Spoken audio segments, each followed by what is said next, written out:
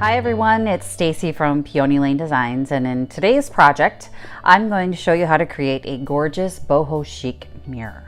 This project is going to be a hot mess. It's going to be wet, there's going to be water everywhere, so make sure you get over the Dollar Tree and pick up a tablecloth that is big enough to cover your entire work surface. I absolutely love the boho style, the whole bohemian hippie gypsy vibe with colorful fringes and tie-dye and the whole complete carefree randomness of it. The boho chic style is just, I'm glad it's back, but it's a lot different than it used to be.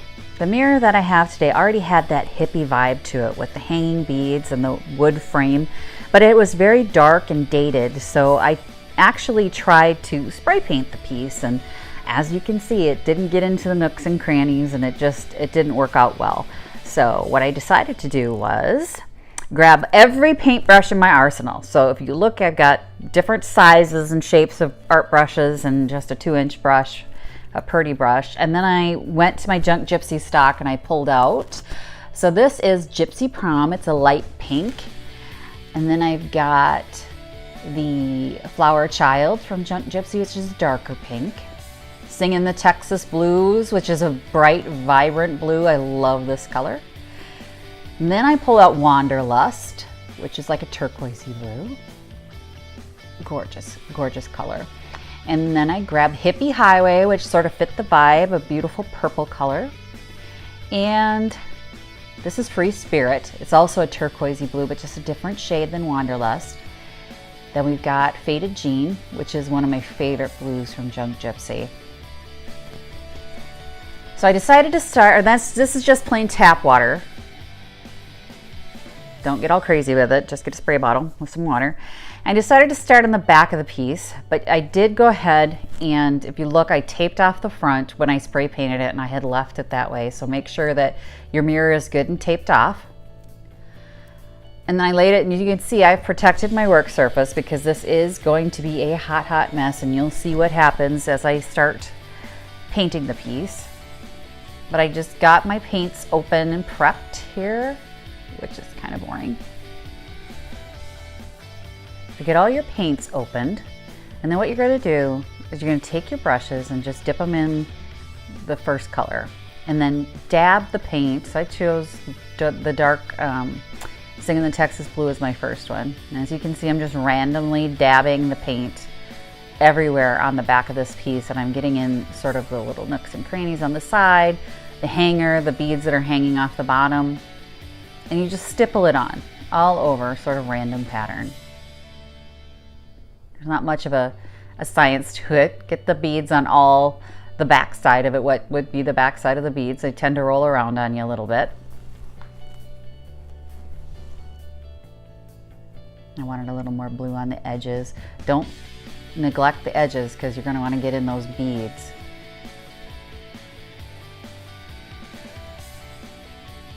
Then I grabbed the Hippie Highway, which is the bright purple from Junk Gypsy, and I just stippled that in randomly. Just dot it around, large dots, small dots, get it all over the piece. Don't overthink it, just get it on there.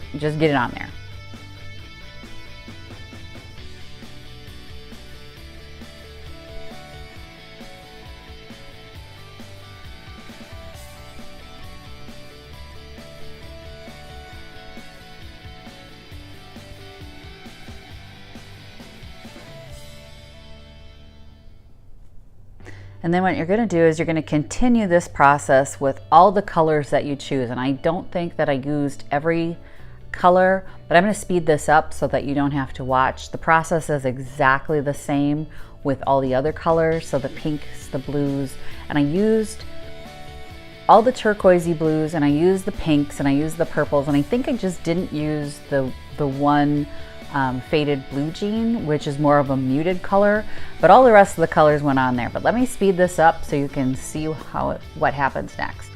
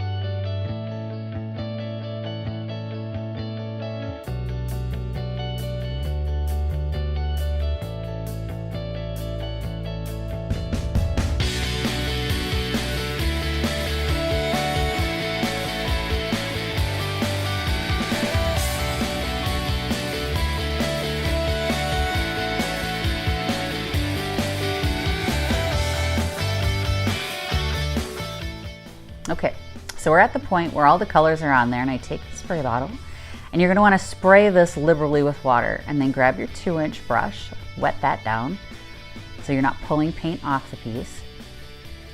And then I just go in and I kind of make an S pattern, as you can see, just back and forth with your hand all over the back of the piece. To just feather it around, blending all those colors in, so you kind of get that tie-dyed effect on the actual mirror itself. Now you're not going to want to forget the edges of where the beads are, so make sure you get in there with a brush and get all the sides of the beads, all the edges of the mirror, and just, this is called pouncing. When you hit your brush up and down like that, it's called pouncing the paint. So you're going to want to pounce the paint and just sort of blend it all together on the sides as well. There's no real science to it. You're just trying to get that sort of cool tie-dyed effect. If you start seeing colors get too muddy, then you've gone too far. Just stop. You've probably got enough colors showing, and you can always go back with add more colors if you get too purpley and you want more pink, or you're too purpley and you want more blue. You can always go on top of this and add more blue later. So you're going to let it dry. There it is, dried. You can see how the colors have blended together. The shine has gone away, so now you can really see all the different colors coming through. So once you're done with the back side and it's dry, it's time to flip it over. And you just repeat the process on the front side. Now, because the front of this mirror has those beads, you're going to want to get your smaller brushes and you're going to want to stipple that paint into all those grooves and cracks and crevices. I mean, most of the work is already done from the back side, as you can see, but yeah, you'll have to get it on there. So we're going to take the smaller brushes,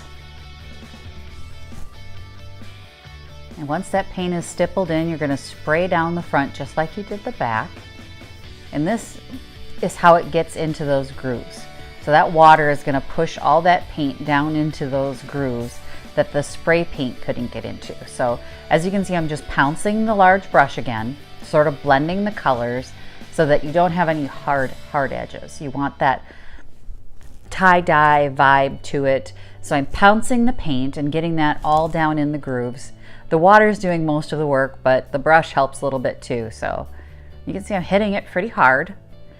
And that's really the whole process. You're going to want to go around the whole piece like that until you're happy with the colors and it's sort of filled in all those gaps and you don't really see the brown showing.